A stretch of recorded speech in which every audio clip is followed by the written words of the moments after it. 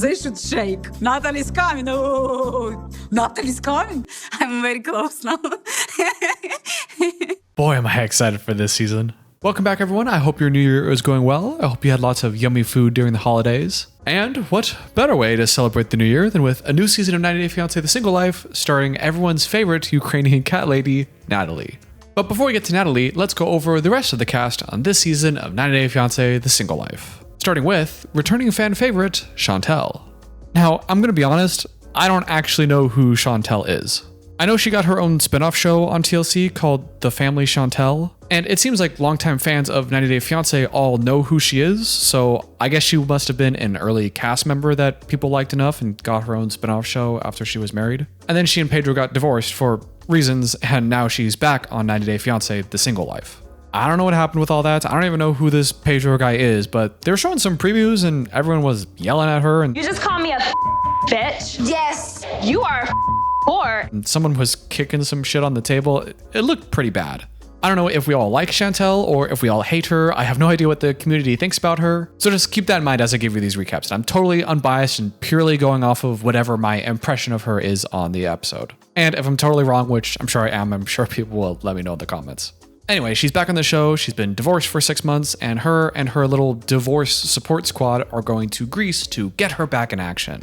This is where the Greek gods are. So I'm hoping that there's some... A god out here for you. Because you were with a peasant. That's right. We have divorce-themed t-shirts, Divorce party. Because she's looking for the D. goodie bags, alcohol bottles, untying the knot that should never been tied. Never should have been tied. painkillers, Pain relief because he's someone else's headache now. plastic cups, fans made of fake money. Man, these friends are exhausting. But she's back on the saddle. She's going out to a club, ready to meet some 20-year-old men. She's not wearing underwear, but she's ready to kick ass and take names. Starting with this 20-year-old guy who has an extra motorcycle helmet for his bike. Which makes me wonder, hey man, do you always bring these girls out on your bike for the first date? Okay, okay, I'm not doing that voice anymore. They go out to ride his bike and Chantel loves it. See, she loves going out and meeting people from different countries because she wants someone adventurous who gets her out of her comfort zone. Someone who likes traveling and doing new things. Someone just like her ex-fiancé Pedro, who she accused of just being with her for a green card. So yeah, it didn't work the first time, but at least she has a type. And because she has a type, going on a motorbike ride on a first date is totally up her alley. So when the ride ends and her pushy friends are encouraging her to go talk to him and go hug him some more, If you enjoy the ride, you should just give him a little hug. A cute hug would be nice. Yeah. Don't you think you deserve a hug? she just randomly makes out with him. I went for the photo. Did I mention the friends are exhausting? But although she has a type, she's also been hurt by people that are her type. Namely, her ex-husband Pedro. So although she was having a good time and in the moment and made out with the guy, not 5 minutes later, when she's not caught up in all the emotions, she realizes the similarities between this new guy and her ex, No! No! This is happening to me again! which triggers feelings of pain and fear in her. She ends up crying. Overall, and like I said, I don't know Chantel well at all, that I'm totally going off of just the impression of this one episode, but my impression of her so far is that she seems fine.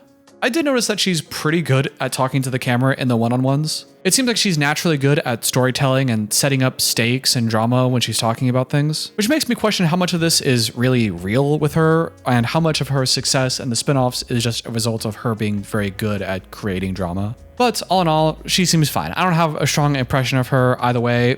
It's her friends that are really annoying that I'm already getting sick of. But I assume with her and all of her spin-offs, people probably have strong opinions of her, so we'll see as the season develops if I grow to like her or kind of hate her. Speaking of hating, you know who I can't hate is Debbie, the 67-year-old woman from Sugar Hill, Georgia, who was with Osama from a previous season. You remember Osama? That gremlin piece of shit who was clearly controlling and openly manipulative to Debbie in just a really terrible and pretty triggering way? The guy who was harassing her and belittling her, who apparently is still calling her like 20 times in a row. Yeah, so she dumped his ass and now she's on the single life, ready to find new people that aren't pieces of shit and who are not 24 years old. I love Debbie. She's such a joy to have on the show. She really isn't problematic in herself at all. from what we've seen at least. It seems like she's very nice and genuine and just a total sweetheart. The world needs this. We need hugs, man. She's flamboyant, she's extra, she doesn't know what that means, but thinks maybe it could be a good thing. You know, maybe being extra can be good too. And like what we saw from her on previous tell-alls when she was kicking Osama to the side, although at first glance she seems very odd and maybe immature or like not fully there in some way. When she talks about her feelings and her life lessons as someone who's been through 2 divorces by now and is looking for love in her later age, she seems to have a lot of wisdom and self-awareness about a lot of different complex ideas. She just presents herself as such a airheaded kind of pie in the sky kind of person, but she really seems genuinely sweet. And in a show where we see toxic couples deal with the same bullshit for seasons and seasons in a row, watching her kick Osama out after only like half a season together was really refreshing and restored a little bit of faith in humanity. There's this scene where she's showing us the painting she's been working on, but she uses the painting as a way to describe the various traumas and lessons she's learned after dealing with Osama and about her 24-year-long marriage that's ended after she found out that her previous partner had cheated on her. She describes needing eyes on the back of her head because she's worrying about being backstabbed by the people she loves, and she's talking about the inner turmoil and the fear that she has about approaching love again. And all that's within the context of this painting she's showing us, and that painting is awesome. It's so creative and matches the way she expresses her flamboyance and artistic personality, and I just see that, like, that's so cool. I don't know. I think she's a national treasure and needs to be protected at all costs. So I'm really rooting for her. And it was awesome to see her go dancing in the episode, looking to, maybe meet some people that might be kind of interested. And the second there's a guy that is giving her some attention, but also kind of has an eye for the younger, thinner girl next to her. And she immediately picks up on that and says, nope, I'm not revisiting a man with a wandering eye anymore. I've learned my lesson. Nope, we've been down this road before and we're not revisiting men with a wandering eye. And damn it, I'm rooting for her. Speaking of learning their lesson, Tyray, is that transition kind of rude? You remember that guy that got catfished last season that learned early on that the 4-year-long relationship with this woman was actually with some scammer guy who just stole the woman's picture and totally catfished him out of money. And then he spent the rest of the season trying to cope with this information, and everyone online called him delusional and gullible and felt really bad that TLC was taking advantage of this guy who's heartbroken and reeling with the loss and the crash of reality, and we're just sitting here making television out of it. Okay, maybe that last part was just me. I felt like a lot of people just called him delusional and just skipped over his scenes because they were so frustrated with him. But I kind of felt like we were watching a guy dealing with a huge amount of betrayal trauma who was trying to cope with this new reality after 4 years of being lied to. And I didn't really like that TLC was putting this on TV. TLC brought him back, baby! I don't know, he seems a lot better this season. He seems like he's in a much better place. They show him at the gym trying to lose some weight and get some confidence. They show him talking to his family and friends, trying to get some tips on, how do I approach girls and trying to get back in the saddle. And has apparently learned his lesson to not online date again and would like to go out there and meet some real women in real life. Yeah, I want to get to know you more, so we want to hang out sometime. No. His story so far is kind of as the comic relief person, where he's the out-of-shape 33-year-old virgin who's never even kissed a girl, and we're all gonna watch him try to interact with women and try not to die from secondhand cringe. What's up, guys? All right, how you doing? I'm just gonna fry.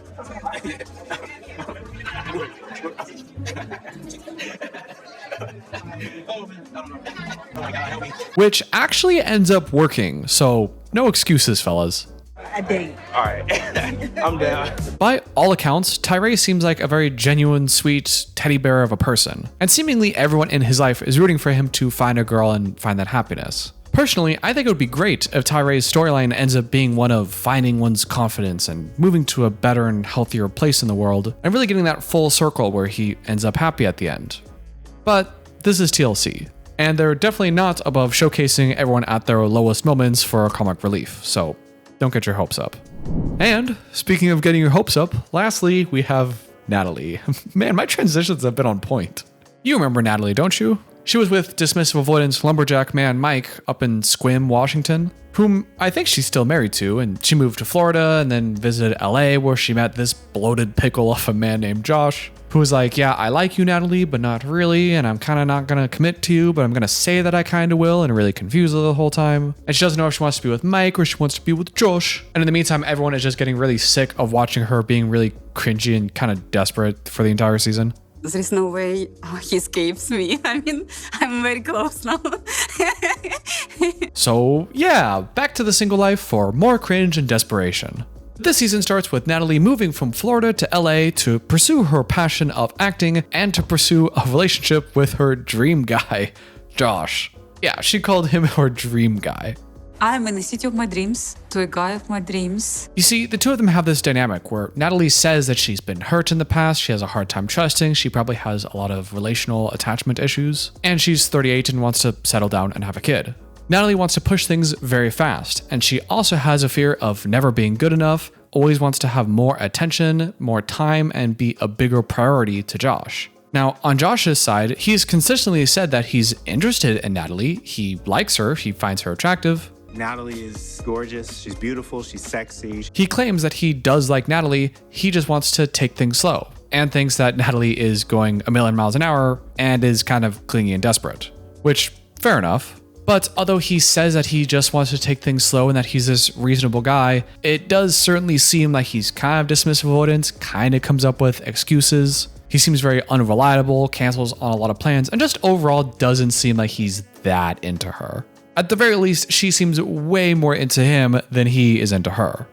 Now that she's in LA, the first thing she does is pick up her mom from the airport, which is genuinely a sweet moment for them, because it looks like the mom is a big part in Natalie's life and she hasn't been able to see her for a few years with COVID, paperwork, and, the whole bore with two crane thing. So they're at the airport, ready to meet the ever-reliable Josh, when, surprise, Josh doesn't pick them up and they have to go to the hotel themselves. We're going to hotel by ourselves and it's unbelievable. But he's really committed and likes her a lot, okay? I promise. The mom, who's never met Josh, immediately questions the reliability of this guy and if this guy is actually there for Natalie and her. And Natalie's upset too, but 10 minutes goes by and she forgets the whole thing and goes right back to being desperate and cringy. I'm very close now.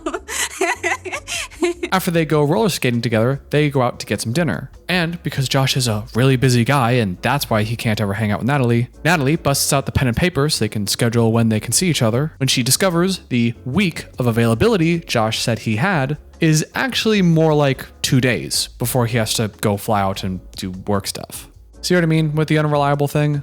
Now, I could imagine where he may have even told her, hey, I only have 2 days before I need to go on this trip. And Natalie may have just whined and said, oh, I need more time. You got to spend it with me. And maybe he reluctantly said like, okay, maybe. And now she's real upset that it's only 2 days when she thought it was a week. Or maybe he just lied and said, yeah, I got some time. It's like a week, but was only 2 days. And it is kind of a lie. I don't know. But however this came to be, Natalie is super upset. She needs to find work. She needs to find a new apartment. And for some reason, that's all Josh's responsibility. So not only is she feeling, okay, he's doing this thing again where he kind of blows me off and doesn't care about me, doesn't make me a priority, but I also need a place to live like immediately with my mom. And if he leaves, then I can't do it myself for some reason. And now my life is in danger. So double fuck this guy, super mad, super angry. They leave. The whole night is ruined. He goes home alone. She goes up and kicks the cameras out. It's really dramatic. And then we have this scene where right after their little fights, Josh is talking to the cameras being like, yeah, just this is what she's like. I guess she was just really mad about this and,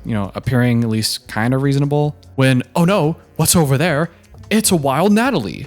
This my life is a joke. I doesn't live on the street. What the doing here? Because I don't have a place to live. Cancel things and you're going to stay with me and find this place. And on the surface, this is a clear yikes. I could totally understand that from Josh's perspective, this might just seem crazy, wild. I don't want to deal with this. She's totally off her rocker, like way too much for me. And part of that is Natalie's responsibility for how she presents herself. And I'm not saying it's good to freak out at someone like this. But if you listen to what she's actually saying when she freaks out, she's not saying, you don't love me, you don't care about me, I need more attention, you're interested in all these other girls. Instead, she said, "I'm here alone. You're the only person I know. I'm here with my mom. I don't have work. I don't have money. I don't have a house. I was relying on you to find us a house and have enough time to make sure that we're going to be settled and safe. But if you're only here for 2 days, what happens if we can't find a house in time? What's going to happen to me? You know, this has actual impacts on my life and safety here." And if we frame it within that sort of kind of life and death context,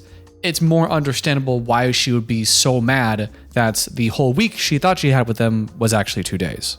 If you take away that context and this just becomes, I wanted to hang out with you and go on 7 dates with you for these next 7 days, but now I only have 2 dates with you, now I hate you and all that, yeah, that's a little iffy.